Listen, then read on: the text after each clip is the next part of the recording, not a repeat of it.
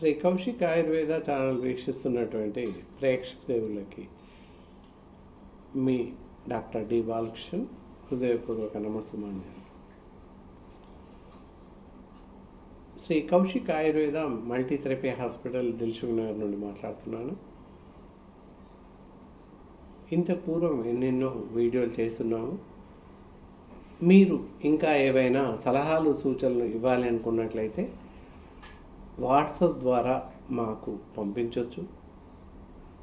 దానివల్ల మీరు సూచిస్తున్నటువంటి సలహాలు కానీ ఇతరత్ర సందేహాలని నివృత్తి చేసే అవకాశం ఎంతగానో ఉంటుంది.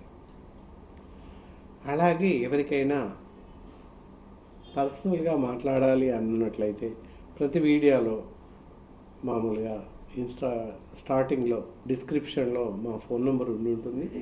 మీరు ఫోన్ చేసి నేరుగా నాతో మాట్లాడే అవకాశం ఉంది. మీ సందేహాలని నివృత్తి చేసుకోవచ్చు. సో ఇప్పుడు ప్రజెంట్గా ఏంటంటే గాల్ బ్లాడర్లో స్టోన్స్ వస్తున్నాయి. అసలు గాల్ బ్లాడర్లో స్టోన్స్ ఎందుకు వస్తాయి, గాల్ బ్లాడర్ ఏం చేస్తుంది, దాని యొక్క ఫంక్షన్స్ ఏంటి కొంత తెలుసుకోవాలి.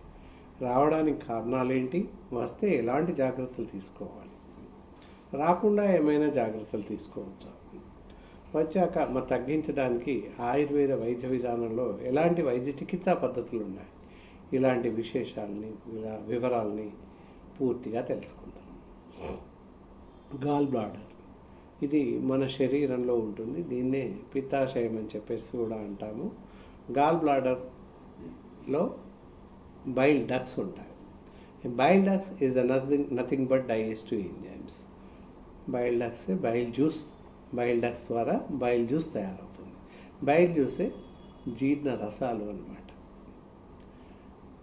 మరి ఈ గాల్ బ్లాడర్లో బైల్ జ్యూస్ ఉండటం ఏంటి అని అనుకుంటాం కదా, అక్కడ బైల్ జ్యూస్ తయారవుతుంది. జీర్ణాశయంలోకి మన అవసరం మేర ఈ బైల్ జ్యూస్ జీర్ణాశయంలోకి పంపించబడుతుంది. మనం తీసుకునే ఆహారం మీద ఆధారపడి ఈ బైల్ జ్యూస్ జీర్ణాశయంలోకి విడుదల చేయబడుతుంది. అందువల్ల సక్రమంగా మనం తీసుకున్న ఆహారం జీర్ణమవుతుంది.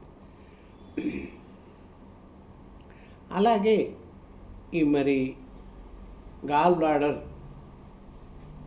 జీర్ణరసాలని అంటే బైల్ జ్యూస్ని అట్టి పెట్టుకుంటుంది, దాన్ని రెగ్యులేట్ చేస్తుంది. అలాగే ఇంకొకటి ఫ్యాట్స్ని కంట్రోల్ చేస్తుంది. అత్యంత అద్భుతమైనటువంటి ఫంక్షన్ ఏంటంటే సెకండ్ వన్ ఈజ్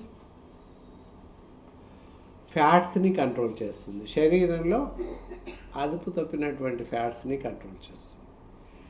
ఈ రెండు అత్యంత ముఖ్యమైన విధులు గాల్ బ్లాడర్కి. మరి గాల్ బ్లాడర్లో స్టోన్స్ ఎందుకు వస్తాయి అని చూసినట్లయితే మనం శరీరంలో పేరుకుపోయిన గాల్ బ్లాడర్లో పేరుకుపోయినటువంటి ఫ్యాట్ నిల్వలు, ఫ్యాట్స్ ఎక్కువ అయిన పరిస్థితుల్లో అవే మామూలుగా రూపాంతరం చెంది గట్టిపడిపోయి స్టోన్స్గా మారే అవకాశాలు ఉన్నాయి. అందువల్ల మరి రాకుండా ఎలాంటి జాగ్రత్తలు తీసుకోవాలి అని చూసినట్లయితే ఈ మనం తీసుకునే ఆహారంలో జంక్ ఫుడ్స్, మరీ ముఖ్యంగా శీతల పానీయాలు, మూత్రాశయంలో మూత్రపిండాల్లో కానీ గాల్ బ్లాడర్లో కానీ ఇన్ఫెక్షన్స్ రావడానికి, స్టోన్స్ రావడానికి ప్రధాన కారణాలు శీతల పానీయాలే అని ఈ మధ్య అధ్యయనాల్లో తేలింది. కనుక ఏ మనిషి కూడా శీతల పానీయాలు సేవించకూడదనే చెప్పాలి. అంతేకాకుండా అన్ని రకాల జంక్ ఫుడ్స్, ఫాస్ట్ ఫుడ్స్ ఇవన్నీ మానేయడం ఎంతైనా అవసరం, ఆవశ్యకత కూడా. మరి ఈ గాల్ బ్లాడర్లో స్టోన్ ఏర్పడితే ఎలా తెలుస్తుంది? దానికి ఫిజికల్గా కానీ మనకి ఎలాంటి లక్షణాలు అంతగా అగుపించవు. లోయర్ అబ్డామిన్ పత్తికడు ప్రాంతంలో నొప్పి రావడం, కుడివైపుగా డయాఫ్రమ్ దగ్గరలో కొంత నొప్పి రావడం, వెనుక సైడ్ కూడా కాస్త నొప్పిగా రావడం. కాకపోతే అది గాల్ బ్లాడర్ స్టోనే అనుకోవడానికి కూడా లేదు, సస్పీషియస్ అంతే. కడుపు నొప్పి సివియర్గా ఉండడం, నడుము నొప్పి సివియర్గా ఉండడం, మనం ఏదో కడుపు నొప్పి చెప్పేసి వెళ్తే స్కాన్ తీస్తే గాల్ బ్లాడర్లో స్టోన్ ఉంది అని చెప్పడం జరుగుతుంది, గాల్ బ్లాడర్లో ఇన్ఫెక్షన్స్ వచ్చింది అని చెప్పడం జరుగుతూ ఉంటుంది. మరి అలాంటి పరిస్థితుల్లో గాల్ బ్లాడర్లో స్టోన్ ఉంది అని చెప్పగానే బెంబేలు పడిపోతాం. ఎవరికైనా ప్రమాదమే కూడా. ఇందాక చెప్పాం కదా, ఇది అత్యంతంగా 2 రకాల విధుల్ని నిర్వర్తిస్తుంది. జీర్ణరసాలని సమయానికి పంపిస్తూ ఉంటుంది. అలాగే అన్వాంటెడ్ కొలెస్ట్రాల్ నిల్వల్ని ఉంచుతుంది. సరైన సక్రమ పద్ధతిలో ఫ్యాట్స్ని రిలీజ్ చేస్తుంది. మరి 2 రకాల పద్ధతుల్ని ఫంక్షన్స్ అన్నీ కుంటుపడిపోయే అవకాశం ఉంటుంది. గాల్ బ్లాడర్ సరిగా పనిచేయని పరిస్థితుల్లో, అది ఇన్ఫెక్షన్కి లోనైనా, స్టోన్స్ ఫామ్ అయినా ఈ అవాంతరాలు ఏర్పడే అవకాశాలు ఉన్నాయి. మరి స్టోన్స్ ఏర్పడినప్పుడు మరి ఏం చేస్తే మంచిది? ఈ గాల్ బ్లాడర్లో స్టోన్ కానీ, ఇన్ఫెక్షన్స్ కానీ, స్టోన్స్ వస్తే సరైనటువంటి అవసరమైన చికిత్సా పద్ధతులు ప్రపంచవ్యాప్తంగా లేవనే చెప్పాలి. ఈ తారీఖు వరకు, ఇప్పటి వరకు, ప్రస్తుత పరిస్థితి వరకు గాల్ బ్లాడర్లో స్టోన్స్ ఉన్నట్లయితే తగ్గించడానికి ఎలాంటి మందులు లేవు అని అందరికీ తెలుసు. కానీ గాల్ బ్లాడర్లో స్టోన్ రాగానే ఏం చేస్తున్నాము? గాల్ బ్లాడర్ తొలగించే పరిస్థితి ఏర్పడుతుంది, గాల్ బ్లాడర్ తీసేస్తున్నారు.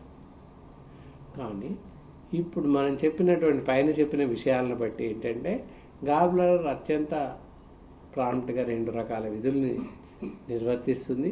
శరీరానికి ఎంతో ఉపయుక్తంగా ఉంటుంది. మరలా ఉపయుక్తంగా ఉన్నటువంటి ఒక ఆర్గాన్ని తీసేయడం కొంతవరకు నష్టమే.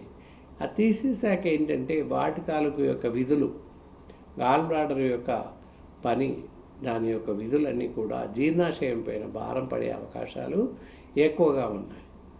అలాగే కొంతవరకు ఇతర భాగాలపైన, లివర్ పైన ఇత్యాది అవయవాలపైన భారం పడే అవకాశం ఉంది.